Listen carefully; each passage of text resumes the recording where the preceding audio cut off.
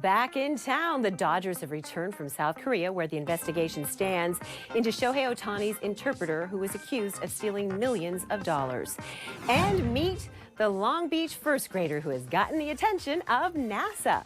You are watching The Rundown. I'm Lynette Romero, in for Robin Winston. The Dodgers are back in LA. From News Chopper 4, you can see the team as they return to Dodger Stadium on Thursday night from their season starter in South Korea.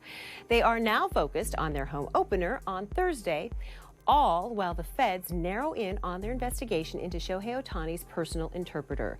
Sources tell NBC News it was during that overseas trip when interpreter Ippei Mizuhara told Otani and the team about his large gambling debt.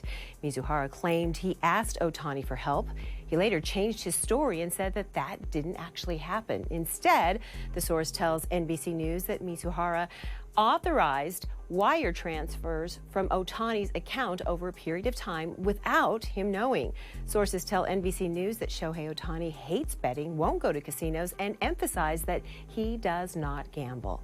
Federal investigators are also looking into the relationship between Otani's interpreter and an Orange County bookie, Matthew Boyer. Boyer has been under federal investigation since October, when authorities raided his home. We're also learning millions of dollars in wire transfers were allegedly sent from Otani's bank account to an associate of Boyer's. Attorney Diane Bass confirms Boyer and the interpreter met in 2022 in San Diego through a mutual friend. She says Mizuhara became a client shortly after, placing bets on international soccer. The most important thing that I want people to know is that Mr. Boyer never met Shohei Otani, never spoke with Shohei Otani. The only person he dealt with was Ippei. While Boyer is under federal investigation, his attorney says he is not charged with a crime. First Lady Jill Biden is visiting SoCal through Monday. She'll attend fundraisers for the president in LA and Rancho Mirage. Dr. Biden will also deliver remarks at a dinner for the Human Rights Campaign and attend a women's health event on Monday before heading back to D.C. Oh, here's something that could benefit you if you use Hollywood Boulevard. LA city leaders are announcing a new project. It's called Access Hollywood. Now, it plans to increase people's safety and offer more options for people to move around. That includes creating wider sidewalks, adding a bike and a bus lane as well. LA City Council member Hugo Soto Martinez says the project will transform how residents, workers, and visitors use Hollywood Boulevard. Because we know when people come here and they stay here and they shop here, that means they're going to spend their money here. They're going to make businesses more vibrant and make this truly the street that it should be, a world-class destination. The project will stretch from the El Capitan Theater to the Vista Theater in Los Feliz. That's about 3.6 miles. The city says the goal is to make the area more welcoming for neighbors and tourists. Well, the price of gas hit a milestone. We haven't seen this in a few months. The average price in LA is over $5 a gallon. AAA says $5.01 is the average in LA County. And although we've seen many stations posting prices higher than that for a little while, prices in other counties across Southern California are also right around $5. Experts say one big reason for the surge, refineries are doing maintenance right now before the start of the summer driving season. AAA expects the prices to continue to go up this spring as they have in previous years. The Rancho Palos Verdes City Council has approved a new plan to speed up landslide prevention. All of that rain that we've gotten this year has accelerated the ground's shifting at the decades-old Portuguese Bend landslide complex. Now, 2 homes have been red tagged, and over the past few weeks, there have been new signs of uneven and buckled pavement. Now the plan is to install 2 dewatering wells along Palos Verdes Drive South in the hopes of stabilizing the soil. I have damage to the framing, I have damage to the foundation. I have to spend money to try to band-aid things, hoping somehow the land movement is going to slow down, and it is not. The road is moving at an accelerated rate. We've got to go in and do some immediate repairs. The plan needs to clear a few more hurdles, but right now the idea is to install those dewatering wells in early May. The city says it will have to dip into its reserve to cover the costs while it awaits federal assistance. And let's get a check of your forecast with meteorologist Belen de Leon. Hi, everyone. Spring started officially early this week, but this weekend it's going to feel more like winter. We've got a storm moving into the picture. Light rain, moderate at times, a chance for thunderstorms, snow in the mountains, gusty winds. Now, accumulations will be 1/10 of an inch to about 1/4 of an inch, but some places in the foothills could get up to 1/2 an inch. And in the mountains, we're going to have possibility of up to a foot above 7,500 feet. Now, this could cause some slick roads, some downed trees, and also some big waves at the coast. Now, here is a look at the wind advisory that will be in effect for the deserts. This is going to be in place Saturday and Sunday, gusts up to 60 miles per hour. So be safe this weekend, stay dry, and stay warm. Temperatures will be in the 60s. A man described as dangerous and violent walked away from a halfway house in Santa Ana. His name is Ike Sauser, and he has been in the headlines before. He killed his mother when he was 13 years old. Then 5 years ago, he escaped from juvenile hall. He was also convicted of attacking 3 correctional officers. If you see him, you are urged to contact 911. The LAPD needs your help tracking down the man on your screen. Investigators say he is a serial flasher. Police tell us the man is wanted for a number of indecent exposure incidents in the Mid-City and West LA neighborhoods. They've been happening since January, and police tell us that he's exposed himself and made crude comments to women and also tried to stare into the windows of homes. He's described as being 45 to 50 years old, 5 feet 10 inches tall, weighing about 180 pounds, with gray hair and a dark mustache. And police also want you to take a look at security video of thieves ransacking a store in downtown LA. They got kind of creative in how they broke in. They made a tunnel going from store to store.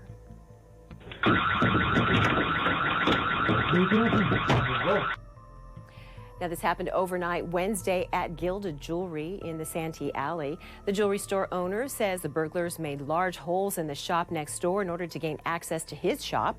The cost of repairing all of that damage, plus the thousands of dollars worth of jewelry that was stolen, he says will have to come out of his pocket. We're business owners, but it's still a small business. You know, I have a son, I have a family, I have bills to pay. You know, I got to feed my family somehow, and this is how I feed them. You know, and when this happens, this comes out of our pocket. You know, I don't have insurance. Now, he believes a total of 5 men broke into his store. You can see some of them in security footage outside around midnight. A shop owner in LA is turning to social media to find and publicly shame shoplifters at his stores. Fraser Ross is the owner of lifestyle boutique Kitson, and he's been getting a lot of attention online since he exposed an alleged thief at his Pacific Palisades location. He posted surveillance video of the woman along with her name, place of work, and the places where she would frequent. His method actually worked. She eventually went back to return 2 shirts, and then she paid for the hat that she had previously stolen. The White House announced nearly $6 billion in student debt will be forgiven. 78,000 public service workers, including teachers, nurses, and firefighters, are all eligible. This is the latest student debt cancellation move through public service loan forgiveness programs. Starting next week, the White House will also email about 380,000 borrowers with news that they're also on track to have their student debt removed within 2 years. iPhone maker Apple is in hot water with the Department of Justice. Attorney General Merrick Garland announced an antitrust lawsuit against the tech giant. The DOJ says Apple's business model relies on illegally cutting its competitors out of the market, leading to higher prices and less innovation. NBC's Alice Barr has more. In a landmark lawsuit, the U.S. Department of Justice is accusing Apple of monopolizing the smartphone market, squeezing out competition and driving up prices. Consumers should not have to pay higher prices because companies break the law. 15 states and the District of Columbia joined the DOJ in accusing Apple of consistently using its power and position to illegally undercut competition. In one example, using company emails to show that Apple has intentionally not improved text messaging between iPhones and Androids to keep customers from switching phones. The lawsuit cites a 2022 incident when Apple CEO Tim Cook was asked why the questioner couldn't send certain videos to his mom. Mr. Cook's response, buy your mom an iPhone. There are some things that we can see with our own eyes that Apple is doing that are anti-competitive.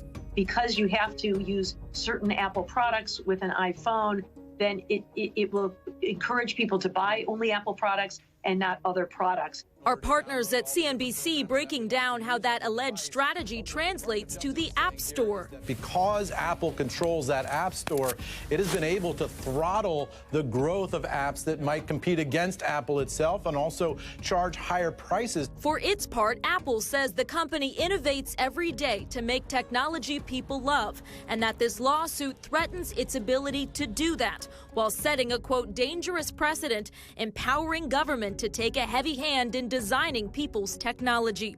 A major lawsuit that could impact the cell phone and the wallet in your pocket. This lawsuit is part of the Biden administration's broader crackdown on what it considers monopolies in big tech. It includes cases against Google, Facebook's parent company Meta, and Amazon. In Washington, Alice Barr, NBC News. For the first time, doctors have transplanted a genetically modified pig kidney into a living person. This landmark medical procedure could revolutionize organ transplants in the future. Massachusetts General Hospital says the 62-year-old patient has been living with type 2 diabetes for years. He previously received a kidney transplant from a human donor, but that one failed. Right now, he's recovering well and is expected to be discharged soon. Now, if this new transplant continues to work, it could prove to be a solution to the organ shortage. Well, she may only be 6 years old, but she's one of the 45 semifinalists of NASA's Power to Explore Challenge. We want you to meet Kiki Leone from Long Beach. The first grader at Emerson Elementary School entered the contest with an essay about a lake on Saturn's famous moon, Titan. Kristen Jansen with NASA says Kiki's essay really stood out. Veterans like Kiki give NASA a lot of hope for the future. She has a bright future ahead of her. She wants to continue to do this. I'm super proud of her. I'm happy, and I think that it's the beginning of the future. Go, Kiki, go! The 9 finalists will be announced on April 8th during the eclipse. The winners will be announced on April 17th, and the winner will get to visit NASA. You can always get news and weather updates on the NBCLA app and on our website, NBCLA.com. And be sure to tune in to Today in LA on NBC4 weekdays from 4 a.m. to 7. We'll be bringing you all the day's headlines. Thanks for watching The Rundown.